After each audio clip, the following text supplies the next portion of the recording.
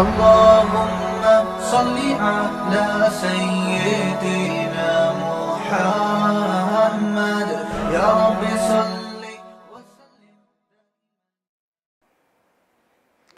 الحمدللہ نحمدہ ونصلی علی رسولہ الکریم. آج ہمارا تفسیر کا 12واں لیکچر ہے 12، ٹھیک ہے نا. اور آج ہم الم ترا کے بعد والی صورت لإیلاف قریش پڑھیں گے، ٹھیک ہے. کل ہم نے پڑھی تھی الم ترا سورہ فیل، آج ہم پڑھیں گے لإیلاف قریش. تو ہم اس کو پہلے حل کرتے ہیں ترکیبی اعتبار سے، یعنی گرامر کے لحاظ سے. پہلا لفظ ہے لی. اچھا ہم نے ایک اور کام کیا، صفحے بہت ضائع ہو رہے تھے نا وہی، کیونکہ نیچے والا تو کیمرے میں آ نہیں رہا تھا، تو اسی کو ہم نے صفی بھائی کے، مولانا صفی صاحب ہیں ان کے مشورے پر جو نیچے کے صفحے کاٹ کر الگ سے بنا دیا ان کو تاکہ ضائع نہ ہو. جی لیکن ہمارے یہاں جو بھی مشورہ، اور پھر لوگوں کے کمنٹس بھی آ رہے تھے صفحات ضائع ہو رہے ہیں، تو یہ اچھا کہ انہوں نے وہ کیا کہ ضائع ہونے سے بچا لیا. تو ہم نے وہی صفحات کاٹ کے، جب یہ ہوں گے تو پھر آگے نئے صفحات پہ چلیں گے. نیچے کے رہ جائیں گے ان کو کاٹ کے پھر دوبارہ لگا دیں گے. تو یہ سارا ثواب ان کے کھاتے میں جا رہا ہے. بس ہم سے ثواب ہی کے قائل ہیں، پیسے ویسے ہم مشورے کے دیتے نہیں. اچھا بھائی، لإیلاف قریش، لإیلافی، قرآن مجید سامنے رکھنا ہے 15 لائنوں والا یا 16 لائنوں والا، اور ہمیشہ کے لیے پھر وہی رکھنا ہے. تو قرآن سامنے رکھ کے یہ آپ نے لیکچر سننا ہے. اچھا لإیلافی، لی جو ہے نا، لی کا معنی ہوتا ہے لیے یا وجہ سے، وجہ سے بھی ہوتا ہے اس کا معنی، اس وجہ سے. جیسے ہم کہتے ہیں کہ لہذا، اردو میں لفظ استعمال ہوتا ہے لہذا. لہذا میں آپ مجھ سے پیسے مانگ رہے ہیں، لیکن چونکہ آپ کا ماضی کا ریکارڈ بہت خراب ہے، لہذا میں آپ کو پیسے نہیں دے سکتا. کیا مطلب لہذا؟ یعنی ہادہ کا معنی یہ جو میں نے ابھی وجہ بیان کی ہے، لی اس لیے، اس وجہ سے. کیسا خاندانی مثال ہو گئی نا، لہذا اس وجہ سے. ریزن یہ ہے کہ آپ کا ماضی کا ریکارڈ بہت خراب ہے، آپ نے جتنے بھی محلے والوں سے پیسے کھائے ہوئے آج تک کبھی واپس نہیں کیے، لہٰذا میں آپ کو پیسے، میں مثال وہی دیتا ہوں جو لوگ، ہر ایک جو بھگت چکا ہے نا ٹھیک ہے، جو سب بھگت چکے ہیں وہ والی مثال سمجھ میں آتی ہے نا لوگوں کے. لہٰذا آپ اس خوش فہمی میں مبتلا نہیں رہیے گا. تو لی کا معنی لیے، ہاذا کا معنی یہ جو وجہ میں نے ابھی بیان کی ہے. تو لی کا معنی وجہ سے بھی ہوتا ہے اور لی کا معنی لیے بھی. الحمد للہ ہے نا قرآن میں، الحمد للہ، اصل میں تھا اللہ ہی کے شروع میں لی ڈال دیا تو لی اللہ سے للہ. تمام تعریفیں ہیں کس کے لیے؟ اللہ کے لیے، ٹھیک ہے نا. تو للفقراء قرآن میں آتا ہے زکوٰۃ ہے کس کے لیے؟ للفقراء، فقراء کے لیے. فقیر کی جمع فقراء آتی ہے، فقیروں کے لیے زکوٰۃ ہے. تو اب سمجھ میں آ گیا لی کا معنی وجہ سے. ایلاف کیا چیز ہے؟ آپ نے پڑھا تھا اکرام. اکرام لفظ باب ہے نا، باب اکرام. تو ایلاف اصل میں تھا الاف، الاف، اکرام کی طرح. اس کو پڑھتے ہیں ایلاف. میں نے بتایا تھا نا، حمزہ جہاں آئے گا، واو الف یہاں جہاں آئے گا تو وہاں گڑبڑ کچھ نہ کچھ ہوگی. تو الاف سے بن گیا ایلاف. اصل میں تھا یہ حمزہ لام اور فا، الفت سے نکلا ہے. الفت میں نے بتایا تھا نا، اردو کے اتنے الفاظ چینج ہو کے آ رہے ہیں کہ آپ کو بہت قرآن آسان لگے گا. الفت، الفت کہتے ہیں محبت کو، جوڑ کو. اب جو ہمارے نئے بچے پڑھ رہے ہیں نا آج کل مختلف ملکوں سے، ان کو الفت کا لفظ بھی شاید ان کو لفظ سمجھ میں آئے گا، الفت سمجھ میں نہیں آئے گا. تو الفت کو سمجھنے کے لیے ایلفی، ٹھیک ہے نا. ایلفی جو ہے نا، ایلفی، ایلفی کس چیزوں کو کیا کرتی ہے؟ جوڑتی ہے نا. ہر توڑ کا پکا جوڑ، ایلفی پہلے ایڈورٹائز آیا کرتا تھا. تو ایلفی سے نکلا ہے الفت. اصل میں تو ایلفی الفت سے نکلنی چاہیے، الفت قدیم لفظ ہے. تو الفت کہتے ہیں محبت کو، ہمیں آپ سے بڑی الفت ہے کہتے ہیں نا، تو الفت سے. تو ایلاف کا معنی الفت پیدا کرنا. ایلاف کا معنی کیا؟ یہ ورب ہے، الفت پیدا کرنا، داغ دے.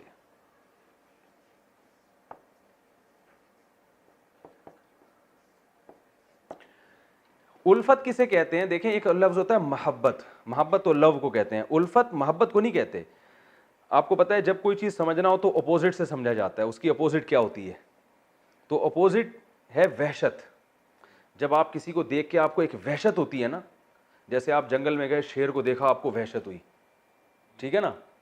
یا آپ تنہا ہیں جنگل میں, آپ نے اپنے جیسے کسی انسان کو دیکھا تو آپ کا دل اس کی طرف مائل ہوا. تو وحشت کی اپوزٹ انسیت بھی آتی ہے اور الفت بھی, جس سے انسان کا دل جس کی طرف مائل ہوتا ہے, تو انسیت بھی کہتے ہیں اور الفت بھی.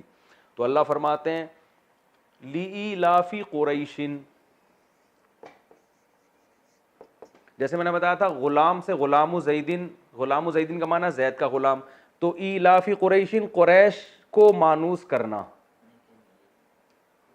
ایلاف کا معنی کیا آتا ہے؟ الفت پیدا کرنا, قریش کے دل میں الفت پیدا کرنا, یعنی قریش کو مانوس کرنا کسی چیز سے. تو اللہ فرماتے ہیں قریش کو مانوس کرنے کی وجہ سے, یہ ترجمہ سمجھ میں آ گیا. قریش کو, ایلاف کا معنی الفت پیدا کرنا, الفت کسے کہتے ہیں؟ انسیت کو, یعنی مانوس کر دینا کسی کو کسی چیز سے, وحشت ختم کر دینا.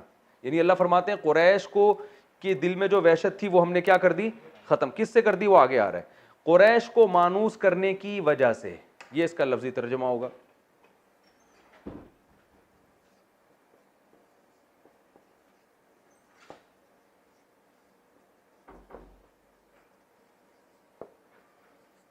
یعنی قریش کے دل میں الفت پیدا کرنے کی وجہ سے.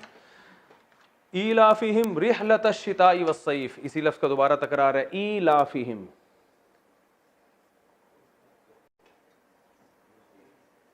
ایلافہم کیا تھا؟ وہی ایلاف, مانوس کرنا. ایلافہم, ہم کا معنی ہم, وہ سب لوگ, ان سب, یعنی مراد اس سے قریش ہے, ان سب کو مانوس کرنے کی وجہ سے, وہی اسی پر ہو رہا ہے. ایلافہم رحلۃ الشتاء, رحلہ کہتے ہیں سفر کو, ٹھیک ہے نا. رحلہ کسے کہتے ہیں؟ اردو میں اس سے ملتا جلتا کوئی لفظ استعمال ہوتا ہے؟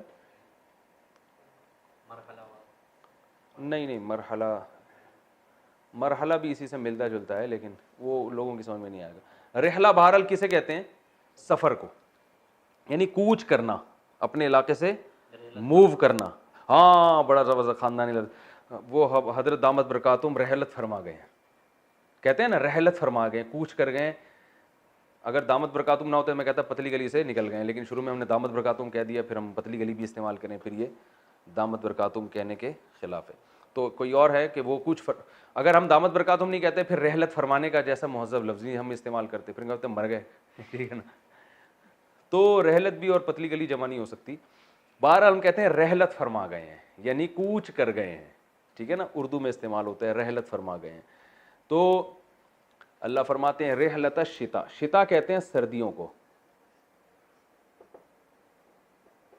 اور سیف کہتے ہیں گرمیوں کو. گرمیوں کے سیزن کو عربی میں سیف, صیف, اور سردیوں کو شتاء. اب دیکھیں اللہ فرماتے ہیں ان کو مانوس کرنا کس چیز سے؟ رحلۃ الشتاء, سردیوں کے سفر سے بھی اور گرمیوں کے سفر سے بھی. واو کا معنی اور. تو پوری آیت کا ترجمہ کیا ہوا؟ لِإِيلَافِ قُرَيْشٍ, قریش کو مانوس کرنے کی وجہ سے. یہ جملہ انکمپلیٹ ہے, آگے پھر اسی کو دہرا رہے ہیں کہ ان کو مانوس کرنے کی وجہ سے. کس چیز سے مانوس کرنا؟ سردیوں کے اور گرمیوں کے سفر سے. تو اس وجہ سے کرنا کیا چاہیے؟ یہ آگے آ رہا ہے. یہ انکمپلیٹ جملہ ہے نا, کمپلیٹ جملہ نہیں ہے, آدھا جملہ پہلے ہے آدھا بعد میں, کہ لِإِيلَافِ قُرَيْشٍ, قریش کو مانوس کرنے کی وجہ سے. پھر اللہ نے مانوس کرنے کے لفظ کو دوبارہ بتایا کہ آؤ ہم تمہیں بتاتے ہیں کس چیز سے مانوس کیا ہم نے. ان کو سردیوں اور گرمیوں کے سفر سے ہم نے مانوس کیا. اس کی وجہ سے, اس کی وجہ سے کیا ہونا چاہیے؟ یہ ہونا چاہیے. آگے اللہ نے فرمایا فَلْيَعْبُدُوا,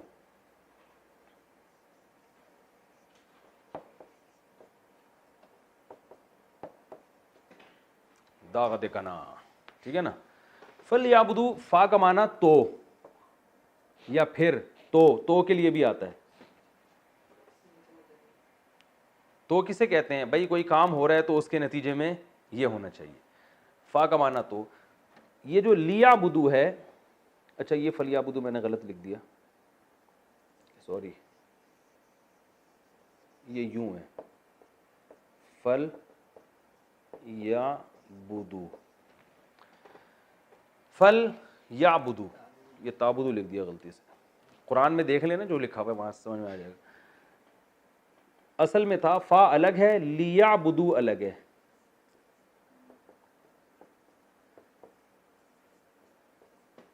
لیعبدو ینصرو کی طرح ہے یا نہیں ہے؟ ینصرو, ینصرانی, ینصرونا, تو رونا کے آخر میں نون غائب ہے. میں نے کہا تھا یہ نون کبھی آئے گا کبھی نہیں آئے گا. تو اور لی کا معنی کیا ہوتا ہے؟ شڈ. لی یضرب, اسے چاہیے کہ وہ مارے. تو لیعبدو, انہیں چاہیے کہ وہ عبادت کریں, وہ ان سب مردوں کو. لیعبدو, لیعبد, لیعبدا, لیعبدو, ان سب کے لیے استعمال ہوگا.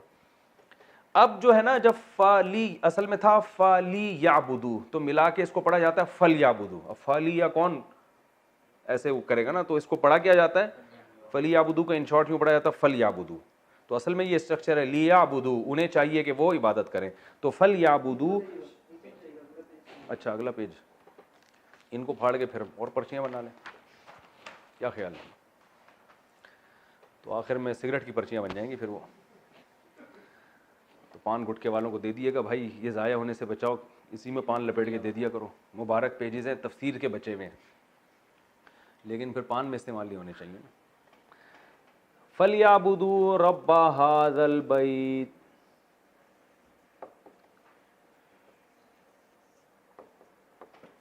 فَلْيَعْبُدُوا, انہیں چاہیے کہ وہ عبادت کریں. کس کی؟ ربا, رب کی. ہاذا, ہاذا البیت, اس گھر کی. اللہ اشارہ کر کے کہہ رہے ہیں یہ جو خانہ کعبہ ہے نا, اس گھر کی انہیں چاہیے, کس کو؟ قریش کو چاہیے کہ وہ کیا کریں؟ عبادت کریں.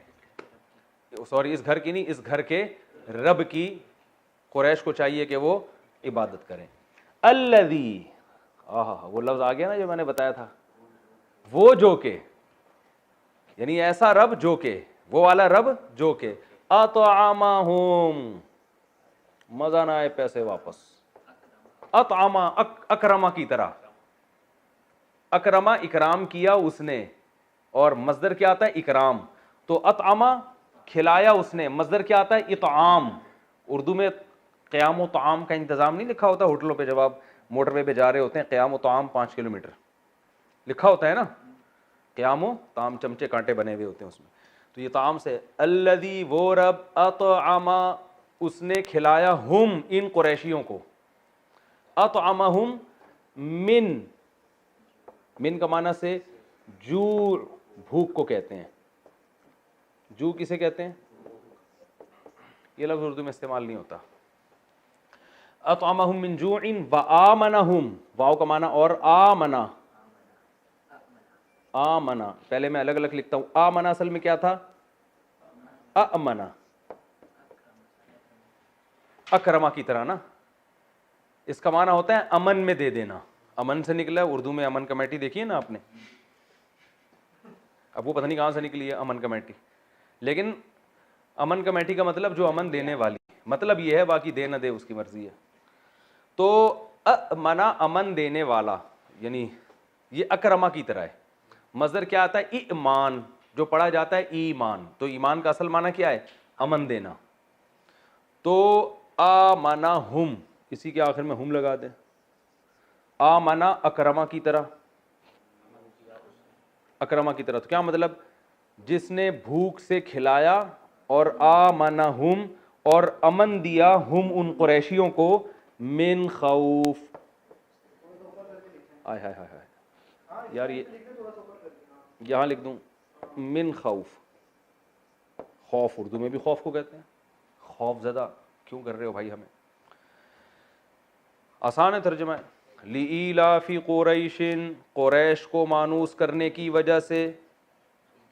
آدھا جملہ ہے, آدھا دوبارہ آ رہا ہے, دوبارہ اللہ دوبارہ اس کو تکرار کر رہے ہیں. یعنی قریش کو مانوس کرنے کی وجہ سے, سردیوں اور گرمیوں کے سفر سے, اس وجہ سے ان کو کیا کہنا چاہیے؟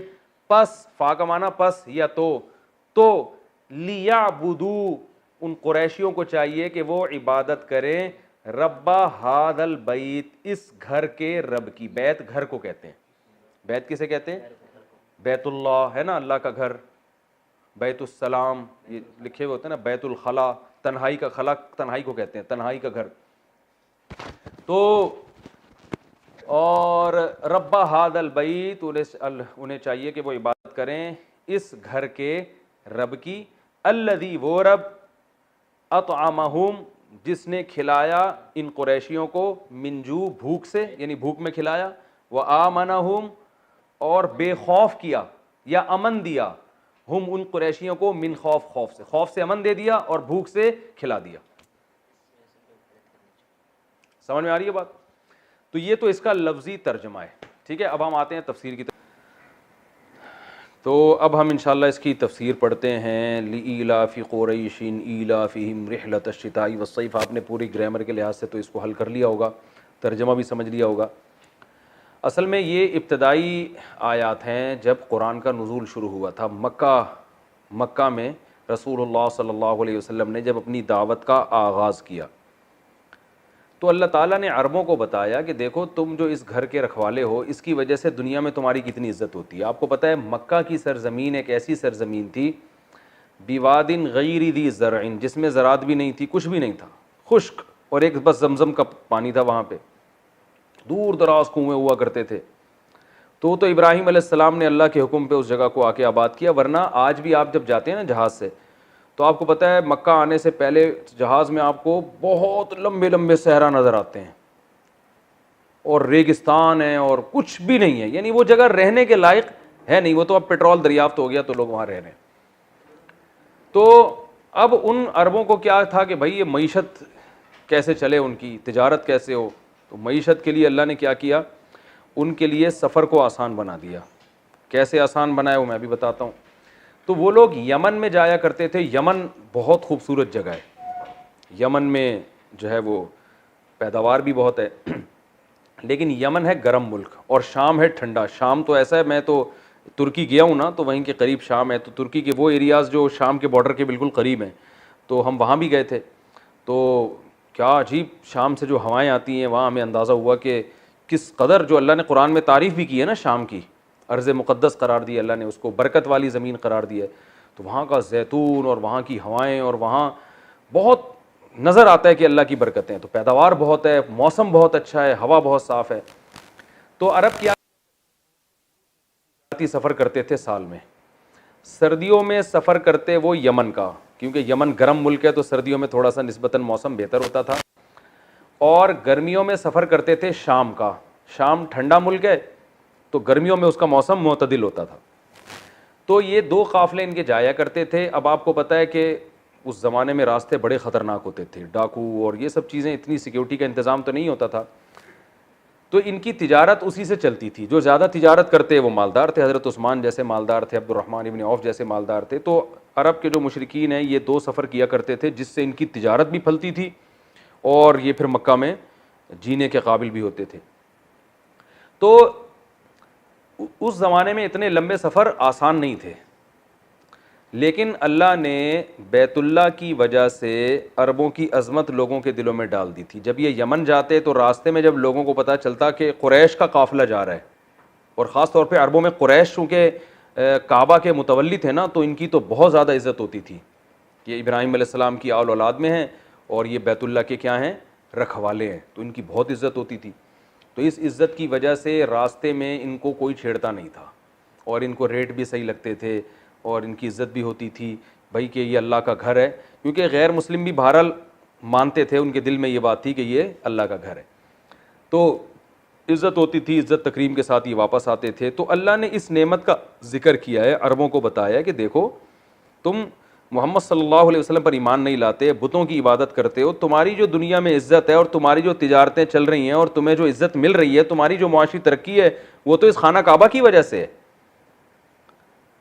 تو اللہ نے تمہارے لیے دو سفر کو مانوس کر دیا، مانوس کا معنی آسان بنا دیا۔ سفر ایک وحشت ہوتی ہے انسان کو جنبی جگہ جاتے ہوئے، لیکن اللہ فرماتے ہیں لإیلاف قریش، قریش کو مانوس کرنے کی وجہ سے، یعنی سردی اور گرمی کے دونوں سفر قریش کے لیے ہم نے جو مانوس کر دیے، قریش کو ان سے انسیت پیدا کر دی، وحشت ختم کر دی، تو اس وجہ سے قریشیوں کو بھی چاہیے کہ اب شکر کریں، کیونکہ یہ اس بیت اللہ کی وجہ سے ان کی تعظیم ہو رہی ہے دنیا میں۔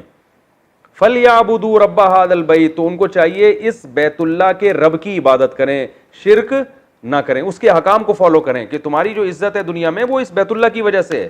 تو تمہیں بھی تو چاہیے کہ بت پرستی چھوڑو اور محمد صلی اللہ علیہ وسلم کی دعوت پر لبیک کہو.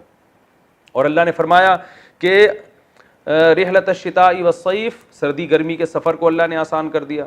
فلیعبدوا رب ھذا البیت، اور اس رب کے ایک احسان یہ بھی ہے الذی اطعمہم من جوع، وہ رب جو اس گھر کا رب ہے نا، جس گھر کی وجہ سے تمہاری دنیا میں عزت ہو رہی ہے، اس گھر کا جو مالک ہے اس نے تم پر دو احسان کیے اس تجارت کی وجہ سے. اطعمہم من جوع، بھوک میں تمہیں کھلایا ورنہ یہاں تم مر جاتے ایڑیاں رگڑ رگڑ کے. وآمنہم من خوف، اور خوف سے تم کو امن بخشا. تمہارے پاس تو کوئی مضبوط حکومت نہیں ہے، کوئی مضبوط آرمی نہیں ہے، کوئی سیکیورٹی، کوئی پاور ہی نہیں ہے، کوئی ٹیکنالوجی نہیں ہے، کچھ بھی نہیں ہے، تو تمہیں تو لوگ ویسے ہی آگے کھا جائیں، اور سفر پہ جاؤ گے تو ویسے ہی لوٹ لاٹ کے لے جائیں تمہیں. لیکن تمہیں خوف سے بھی اللہ نے کیا دے دیا؟ امن. ساری دنیا میں لڑائیاں پھڈے ہو رہے ہیں اور تم یہاں حرم میں آرام سے بیٹھے ہوئے، کیونکہ باہر سے بھی لوگ آتے تھے نا، حرم کا احترام کرتے تھے، بھائی یہاں جھگڑا نہیں کرنا. تو اللہ فرماتے ہیں یہ دو نعمتیں تمہیں مفت میں مل گئی ہیں، تجارتی ترقی بھی ہو رہی ہے تمہاری اور امن بھی یہاں اللہ نے قائم کر دیا. تو اس کے شکر کا تقاضا یہ ہے کہ فَلْيَعْبُدُوا، تمہیں چاہیے کہ تم عبادت کرو رب ھذا البیت، اس گھر کے مالک کی. تو یہ اس صورت کا اصل خلاصہ ہے. اب اس میں علمی نقطے کیا نکلتے ہیں، اسباق کیا ملتے ہیں؟ پہلا سبق تو ہمیں یہ ملتا ہے کہ سفر کو آسان بنا دینا یہ اللہ کی بہت بڑی نعمت ہے. سفر کو آسان بنا دینا یہ اللہ کی بہت بڑی نعمت ہے. آپ کو پتہ ہے جب حالات خراب ہوتے ہیں انسان گھر سے نکلتے ہوئے ڈرتا ہے. تو اگر سفر کسی قوم کے لیے آسان ہو گیا، آج بھی دنیا کے لیے سفر آسان ہے، لمبے لمبے سفر ہو رہے ہیں، ایسے جہازوں میں بیٹھتے ہیں، آرام سے اتر جاتے ہیں، تھوڑا بہت ایئرپورٹ پہ تلاشی ہوتی ہے، جیب میں کوئی نسوار گٹکا مٹکا تو نہیں ہے، ٹھیک ہے نا، چرس ہیروئن تو نہیں ہے، بس یہ ہو رہا ہے اور چلو بھائی نکلو. تو یہ اللہ کی نعمت ہے سفر کو آسان بنا دینا. دوسرا ہمیں اس سے پتہ چلتا ہے کہ تجارت کی اللہ کی نظر میں کتنی بڑی ویلیو ہے. اللہ نے جب قریش پر انعام کرنے کا ارادہ کیا اور انعام کیا ان کی معاشی ترقی ہو اور بھوک ان کی ختم ہو، تو اس کے لیے ملازمت کو پسند نہیں کیا گیا، بلکہ کس کو پسند کیا گیا ہے؟ بزنس کو. میں نے پورا اس پر کئی دفعہ بیان کر چکا ہوں، ایک ایک ڈیڑھ ڈیڑھ گھنٹے کے میرے بیانات ہیں کہ اسلام میں بزنس کو فوکس کیا گیا ہے، جاب کو اور ملازمت کو بزنس کے مقابلے میں پسند نہیں کیا گیا. معاشی ترقی اگر آپ چاہتے ہو آپ اپنا بزنس اسٹارٹ کرو. سمجھ رہے ہیں کہ نہیں سمجھ رہے ہیں؟ جاب کریں گے، آپ کی محنت کو آپ کا باس کیش کرائے گا، آپ کی کمپنی کیش کرائے گی، آپ کو لگی بندی تنخواہ ملے گی، آپ کماؤ پوت کہلائیں گے کہ ہمارا بیٹا 1-1.5 لاکھ روپے تنخواہ لے کے آتا ہے، ماشاءاللہ بہت اچھی زندگی گزر رہی ہے. آپ کو یہ پتہ نہیں ہے کہ بھائی آپ کی محنت کو کیش کون کرا رہا ہے؟ کمپنی. وہ کروڑوں روپے کما رہے ہیں آپ سے. تو جب تک کوئی بڑا ہدف سامنے نہ ہو، کسی کا کوئی ویژن ہو، اس ویژن کا حصہ بننے کے لیے آپ جاب کرتے ہیں پھر تو ٹھیک ہے. جیسے دینی مدارس ایک ان کا ویژن ہے دین کو دنیا میں غالب کرنا، تو وہاں جو اساتذہ ملازمت کر رہے ہیں وہ تو اس بڑے ویژن کی تکمیل کے لیے ملازمت کر رہے ہیں، وہ ٹھیک ہے. آرمی میں جو لوگ جاب کرتے ہیں، ملک کا ڈیفنس ایک بہت بڑا ویژن ہے، تو وہاں جاب کرنا اس لیے اچھے کام ہے کہ بھائی وہ ایک ڈیفنس کا یعنی ایک ویژن کا حصہ ہیں، کیونکہ وہاں اس طرح جاب کیے بغیر پھر وہ سیٹ اپ چل نہیں سکتا. لیکن نارملی یا ٹیچر کی جو جاب ہے وہ بھی ایک اچھی ہے، اس لیے کہ تعلیم کو فروغ دینا ایک اچھا ویژن ہے. تو اس ویژن کے لیے ضروری ہے کہ جو ہے یعنی ٹیچر بھی ہونے چاہیے. لیکن ایک نارملی ایک عام حالات میں ایک کمپنی کا کوئی ویژن نہ ہو، اس کا مقصد ہے اپنا پیٹ بھرنا. یہ جو بڑی بڑی کمپنیاں ہیں ان کا کوئی انسانیت کی خدمت مقصد تھوڑی ہوتا ہے، ان کا مقصد کیا ہوتا ہے؟ پیٹ بھرنا، پیسہ کمانا. تو جب ان کا ویژن پیسہ کمانا ہے تو آپ کا ویژن بھی پیسہ کمانا ہونا چاہیے. ہاں پیسے کمانے سے مقصد آپ کا اچھا ہو، صرف پیٹ بھرائے پیٹ نہ ہو. تو اس میں آپ نے کیا کرنا ہے؟ جاب پر بزنس کو ترجیح دینی ہے. قرآن میں اس کی بہت ساری مثالیں ملتی ہیں. قرآن جہاں بھی اللہ کے فضل کی بات کرتا ہے تو بزنس کی بات کرتا ہے. اللہ فرماتے ہیں سمندر کو مسخر کیا تاکہ تم اللہ کی روزی تلاش کرو. تو صحابہ بزنس کرتے تھے سمندر کے سفر میں، مال لے کے جاتے تھے، مال لے کے آتے تھے. اللہ نے قرآن میں کیا فرمایا صحابہ کو کہ تم جب تہجد پڑھتے ہو تو ساری رات پڑھنا مشکل ہے تمہارے لیے، کیونکہ دن میں تم نے جہاد بھی کرنا ہے، یضربون فی الارض مزاربت بھی کرنی ہے. تو مزاربت بھی بزنس ہے. تو کمانے کا جہاں قرآن میں تذکرہ آتا ہے بزنس بزنس، تجارت تجارت.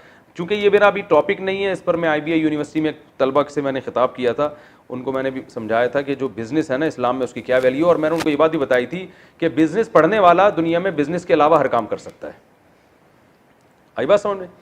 جو بزنس پڑھتے ہیں نا باقاعدہ وہ دنیا میں بزنس کے علاوہ ہر کام. جو بزنس پڑھتے ہیں وہ کسی کمپنی میں جاب تو کر لیتے ہیں، مینیجر بن جائیں گے، لیکن خود بزنس نہیں چلا سکتے. تو بزنس چلانے کے لیے بزنس کو پڑھنا کی ضرورت نہیں ہے, بزنس کرنا ضروری ہے. میں نے ایسے ایسے کچرا چننے والے دیکھے ہیں کہ انہوں نے کچرے سے چیز اٹھا کے بیچنا شروع کی اور آج کروڑ پتی ہیں وہ. تو آپ کا دل میں دولت کی ہوس نہیں ہونی چاہیے, لیکن اس نیت سے کہ آپ عزت کے ساتھ زندگی گزاریں, مسلمان قوم ترقی کرے. آج دیکھو یہودیوں نے سارے بزنس پہ قبضہ کر لیا, ترقی کر لی انہوں نے. ہم کماؤ پوت بنے ہوئے ہیں, دفتروں میں جاتے ہیں صبح صبح ٹائی وائی صحیح کر کے, آج باس کی چاپلوسی الگ کرنی پڑتی ہے, ٹھیک ہے نا, اور وہ لگی بندی تنخواہ دے رہا ہوتا ہے. جب اس کا دل چاہتا ہے اٹھا کے کک آؤٹ, چلو بھائی پتلی گلی سے نکلو, پھر جا کے اس کے پاؤں پکڑ رہے ہوتے ہیں سر. تو انسان, اللہ چاہتے ہیں کہ انسان اللہ کا محتاج ہے, مجبوری میں ایک الگ بات ہے, لیکن ترجیح اس کو دینی چاہیے بزنس کو. تو اللہ نے فرمایا کہ اللہ نے قریشیوں پر احسان کیا کہ ان کو کیا کیا, ان کو بزنس میں 2 سفر ان کے لیے کیا کر دیے, آسان. تو دوسرا علمی نقطہ کیا پتہ چلتا ہے کہ بزنس بھوک ختم کرنے کا بہترین ذریعہ ہے, کیونکہ اللہ نے جب قریش کی غربت ختم کرنے کا ارادہ کیا تو بزنس کی طرف ان کو لگا دیا. تیسرا پتہ یہ چلتا ہے کہ بزنس میں سفر کی بڑی ویلیو ہے. آپ بیٹھے ہوئے ہیں اپنے محلے میں ایک گولے گنڈے کی دکان کھول کے اور سفر ہی نہیں کرتے کہیں, تو آپ کی نسلیں بھی گولا گنڈا ہی بیچتی رہیں گی. سفر سے انسان کا دماغ کیا ہوتا ہے, کھلتا ہے, اسے پتہ چلتا ہے گولے گنڈے کے علاوہ بھی دنیا میں بہت ساری چیزیں ہیں, ٹھیک ہے نا. تو میرے تو اب دنیا میں سفر ہوتے ہیں تو میں بڑے بڑے کروڑ پتی تاجروں سے ملتا ہوں, حالانکہ انگوٹھا چھاپ ہوتے آتا کچھ بھی نہیں ہے. وہ بزنس میں اتنا آگے کیوں نکل گئے, انہوں نے دنیا میں سفر کیا. انہوں نے کہا یار اپنے ڈڑبے سے باہر آؤ, دیکھو فلاں ملک میں کیا. ہمارے ایک دوست ہیں وہ سفر کرتے ہیں, وہ کہہ رہے ہیں میرا جہاز کا آدھا کرایہ تو ایسے ہی نکل جاتا ہے, مجھے تجربہ اتنا ہو گیا, میں بنگلہ دیش جاتا ہوں تو بنگلہ دیش جانے سے پہلے دیکھتا ہوں وہاں کیا پروڈکٹ زیادہ بکتی ہے, تو یہاں سے وہ اٹھا کے لے گیا, جتنی حکومت اجازت دیتی ہے, کسٹم والے اجازت دیتے ہیں, وہ اٹھا کے لے گئے وہاں پہ. تو وہاں جب لے گئے تو وہ کچھ بیچ دیا, وہاں سے جب واپس آ رہے ہیں تو دیکھا یہاں کیا مہنگا ہے اور وہاں سستا ہے, تو وہاں سے سستی چیز اٹھا کے بیگ میں اپنے ساتھ یہاں لیا, یہاں بیچ دی. کہہ رہے ہیں ایسے میں پلس مائنس کرتے رہتا ہوں, اور کسی کے کسٹم والے سے اچھے تعلقات ہوں, ٹھیک ہے نا, تو پھر تو آپ کو پتہ ہے کہ وہ اچھے ہونے نہیں چاہیے, لیکن ایک مثال دے رہا ہوں میں, تو وہ تو پھر آپ کو پتہ ہے پیڑے کھا رہے ہوتے ہیں بیٹھ کے. تو سفر کا بھی اہمیت کا پتہ چلتا ہے کہ اللہ فرماتے ہیں یہ یمن کے کتنا دور ہے یمن, اور کتنا دور ہے شام سعودی عرب سے. اللہ فرماتے ہیں تم سفر کرتے ہو, لیکن کرتے تھے سفر تو اس سے ان کی تجارت میں ترقی ہوتی تھی, زیتون لاتے تھے وہاں سے, انجیر لاتے تھے, اور پتہ نہیں کیا کیا چیزیں لاتے تھے. تو آپ بھی مسلمانوں کو بھی چاہیے کہ بھائی بزنس کو فوکس کریں اور اس کے لیے کیا کریں, سفر کریں. جائیں پہلے ایک دم یمن نہ پہنچ جائیں, ٹھیک ہے نا, بلکہ پہلے چھوٹے موٹے سفر, کراچی سے کبھی جائیں, لاہور میں جا کے دیکھیں کیا ہو رہا ہے یہاں پہ مارکیٹوں میں جو ہے نا, پھر لاہور سے یہاں آئیں, تھوڑا سا ہلیں جلیں گے تو انشاءاللہ رزق کے دروازے کھلیں گے, اور پہلے دن سے ہی درخت پہ نوٹ اگنا نہیں شروع ہو جائیں گے, ٹھیک ہے نا. تو ساری پالیسی بنا کے تجربے سے ہوتے ہوتے دیکھو آپ کہاں سے کہاں اللہ آپ کو پہنچائے گا. تو اللہ یہ تیسرا نمبر میں نے بیان کیا, تیسرا نمبر. چوتھا نمبر کہ دین کی وجہ سے اگر کوئی عزت آپ کو ملی ہو تو پھر آپ پر اللہ کا شکر زیادہ واجب ہو جاتا ہے. جیسے مشرکین کو اللہ فرما رہے ہیں کہ تمہیں اس بیت اللہ کی وجہ سے دنیا میں عزت ملی ہے, تو تم پر واجب ہے کہ جس کا گھر ہے نا اس کی عبادت تم دوسروں سے زیادہ کرو. تو اگر آپ کو اللہ کی وجہ سے عزت زیادہ مل رہی ہے تو آپ پر اللہ کا حق بھی دوسروں سے زیادہ ہے. جیسے علماء کو عزت کس وجہ سے ملتی ہے, دین کی وجہ سے, بھائی یہ دین سکھاتے ہیں, تو علماء پر زیادہ لازم ہے کہ وہ اللہ کی عبادت میں دوسروں سے بولو بھائی آگے ہوں. اب کوئی شخص جس کو داڑھی کی وجہ سے عزت مل رہی ہے, دین کی وجہ سے عزت مل رہی ہے, وہ لوگوں کو اپنے حقوق تو بتاتا رہتا ہے, لیکن اللہ کے جو اس پر حقوق ہیں وہ بھول گیا ہے, تو یہ بڑی ناشکری کی بات ہے. تو اس لیے چوتھا پوائنٹ ہمیں یہ ملتا ہے کہ اگر کسی کو دین کی وجہ سے عزت ملی ہے, نمازی ہونے کی وجہ سے, تبلیغ میں جانے کی وجہ سے, بزرگ ہونے کی وجہ سے, اور دین کی طرف نسبت کی وجہ سے, اور لوگ اس پہ اعتماد کرتے ہیں. بعض دفعہ یہ بھی ہوتا ہے بھائی آپ تبلیغ میں وقت لگاتے ہیں, بھائی آپ نیک آدمی ہیں, تو لوگ آپ پہ ٹرسٹ کر کے آپ کو کاروبار کے لیے پیسے بھی دے دیتے ہیں. تو یہ بھی تو دین کی وجہ سے عزت ملی نا, کہ لوگ آپ پہ ٹرسٹ کر رہے ہیں آپ کی داڑھی دیکھ کر.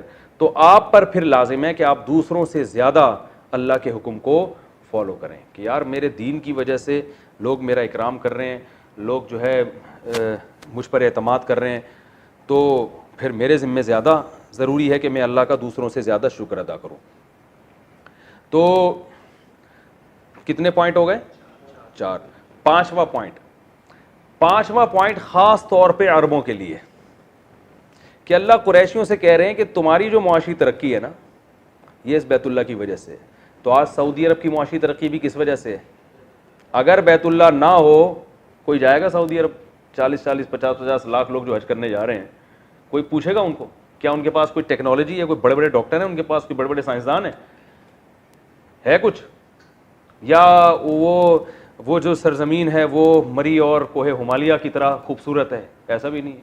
جاؤ پہاڑ, مکہ میں کالے کالے پہاڑ ہیں, وہ ہمیں خوبصورت لگتے ہیں, اللہ کے گھر ہے وہاں پہ, ایک عجیب وحشت ہے ان میں, لیکن زمینی لحاظ سے وہاں پر کوئی ایسی انٹرٹینمنٹ کی چیز نہیں ہے, نہ کوئی بڑے خوبصورت چشمے ہیں وہاں بہتے ہوئے.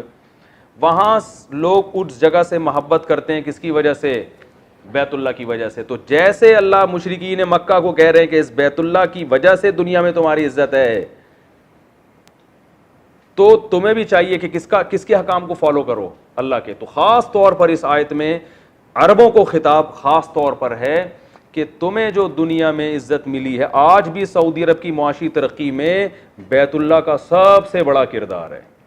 دنیا وہاں جاتی ہے تو ظاہر ہے شاپنگ بھی ہوتی ہے, خریداری بھی ہوتی ہے, اور اس کی وجہ سے آپ دیکھیں ان کے ہوٹلوں کے کرائے کتنے, اور ان کی جو ہے نا ان کی تجارتیں کتنی چل رہی ہیں. تو اللہ, اور پھر امن و امان بھی بیت اللہ کی وجہ سے. وہاں لوگ جاتے ہیں حاجی جب اتنی بڑی تعداد میں, لڑائی نہیں کرتے, کیونکہ اللہ نے قرآن میں کیا فرمایا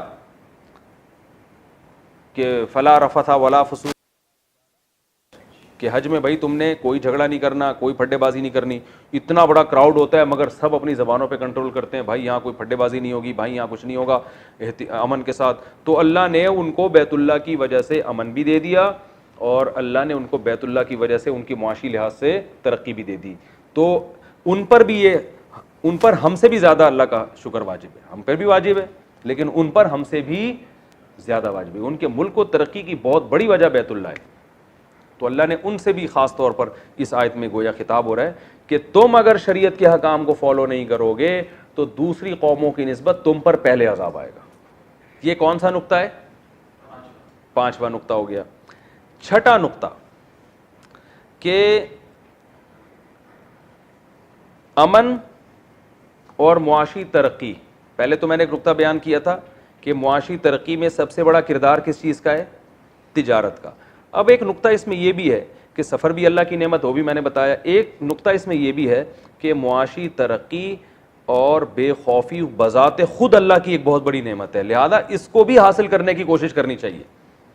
یہ خود ایک اللہ کی بہت بڑی نعمت ہے اگر کسی قوم کو مل جائے, کیونکہ اللہ اس کو بطور نعمت کے بیان کر رہے ہیں. تو جو نعمت ہوتی ہے اس کے حصول کی کوشش بھی کرنی چاہیے نا. تو اس میں ان دینداروں پہ بھی رد ہے جو مسلمانوں کی معاشی ترقی کے لیے کوشش, بولو بھائی, نہیں کرتے, اور کہتے ہیں بھائی دنیا مسافر خانہ ہے, 2 نوالے بھی مل گئے تو ٹھیک ہے. یقیناً مسافر خانہ ہے.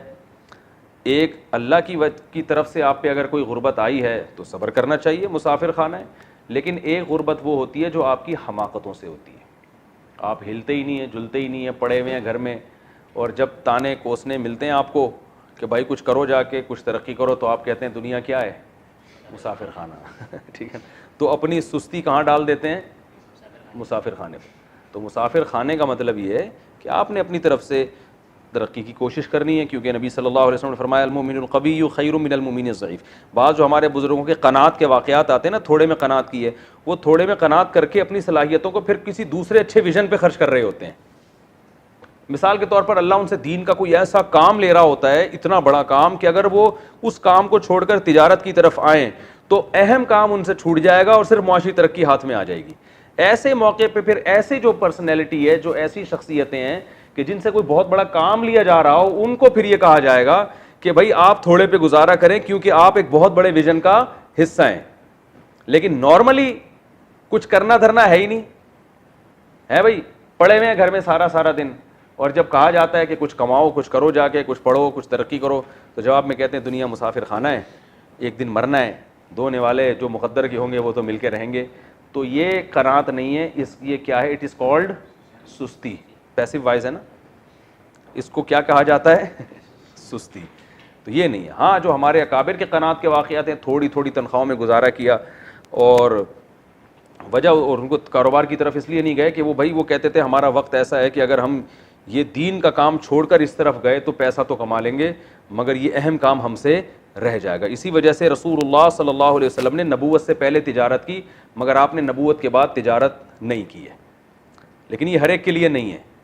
وجہ اس کی یہ تھی کہ نبی کا جو مشن تھا وہ اتنا اس میں آپ مصروف تھے کہ آپ کے پاس تجارت کا وقت نہیں تھا. تو اللہ نے پھر آپ سے وعدہ کیا کہ اللہ نے آپ کا رزق اپنے ذمے لے لیا ہے, جو آپ کی ذمہ داری آپ اپنے آپ کو اس میں کھپا دیں. پھر نبی نے فرمایا جعل رزقی تحت ظل رمحی, اللہ نے میری رزق جہاد میں رکھ دی ہے, مال غنیمت سے جو آئے گا بس میں اس پہ گزارا کروں گا. تو آپ صلی اللہ علیہ وسلم کو کبھی کوئی ہدیہ دے دیا کرتا تھا, اس پہ گزارا ہوتا تھا, مال غنیمت سے جو آ جاتا اس پہ گزارا ہوتا, کچھ بھی نہیں ہوتا تو آپ بھوکے رہتے.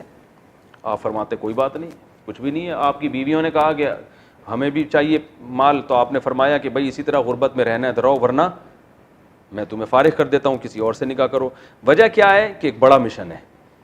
تو یا تو آپ ایسے مشن میں ہو نا کہ مشن امپاسبل میں آپ جو ہے نا بہت بڑے مشن میں ہو اور آپ کے پاس کمانے کا ٹائم نہیں ہے, اور آپ کی بیویوں میں بھی اتنا توکل ہے کہ جب گھر میں فاقے آئیں گے تو وہ بھی کہیں گے کوئی بات نہیں, آپ اتنے بڑے کام میں مشغول ہیں تو کوئی کھانے وانے کی فکر چھوڑیں, بھوکے رہ لیں گے ہم. تو ظاہر ہے ایسے بیویاں بھی مارکیٹ سے شارٹ ہیں, اولادیں بھی, اور خود بھی آپ ایسے ہیں نہیں, اتنا کون لگا ہوتا ہے. ہاں ہم نے بڑے بڑے علماء دیکھے ہیں جو کر رہے ہوتے ہیں گزارا, لیکن نارملی جو شریعت کا حکم ہے وہ وہی ہے جو میں نے بیان کیا کہ معاشی ترقی اللہ کی ایک نعمت ہے, تو عام آدمی کو اس ترقی کی کوشش کرنی چاہیے.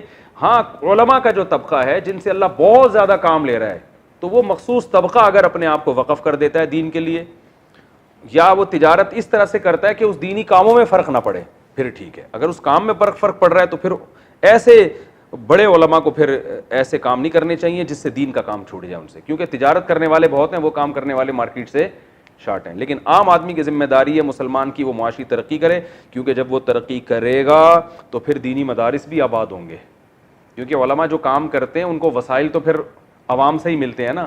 سارے ہی اگر توکل کر کے بیٹھ جائیں گے, غلط والا توکل, تو علماء کو مدارس میں کہاں سے پیسے ملیں گے, اور جو علماء کے ویژن ہیں وہ کہاں سے پورے ہوں گے. سمجھ رہے؟ تو اس آیت میں ہمیں معاشی ترقی کی اہمیت کا بھی پتہ چلتا ہے, اور امن کی ویلیو کا بھی پتہ چلتا ہے کہ امن بھی بہت, اس کی بھی بڑی ویلیو. اللہ تعالیٰ سمجھنے کی عمل کی توفیق عطا فرمائے.